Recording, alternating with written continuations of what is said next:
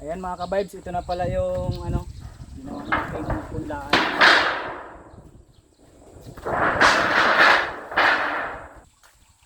Ito lang pala yung ano, ipunla natin ito.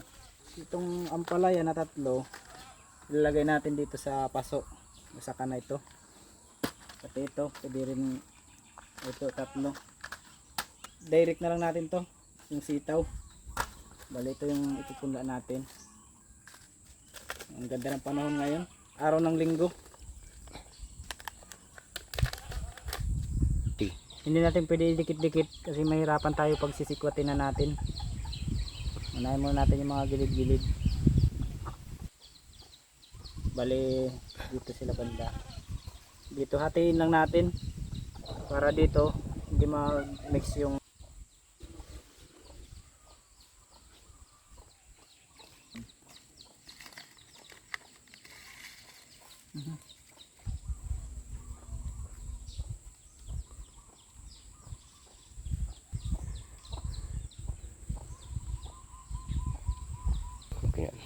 bibiin natin sila para makakapit talaga ng gusto.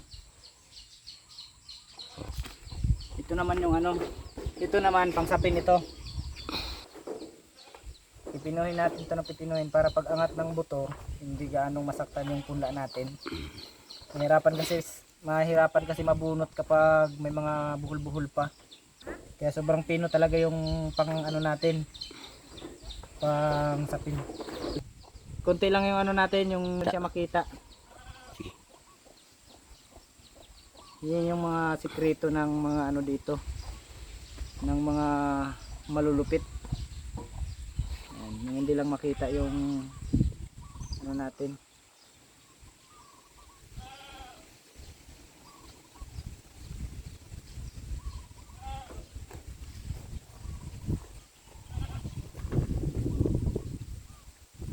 Tatanggalin lang natin yung mga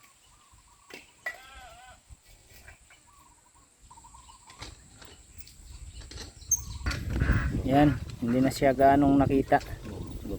Miyerkules, makikita na natin na magsulputan na yung mga binhi natin. So ito, gagamitin pa rin natin to. Ay itong mga iba natin, dito natin ilagay sa paso. Itong ampalaya, direct na natin to. Nakapunla na tayo. Abangan nyo yung ano, next episode. Thank you.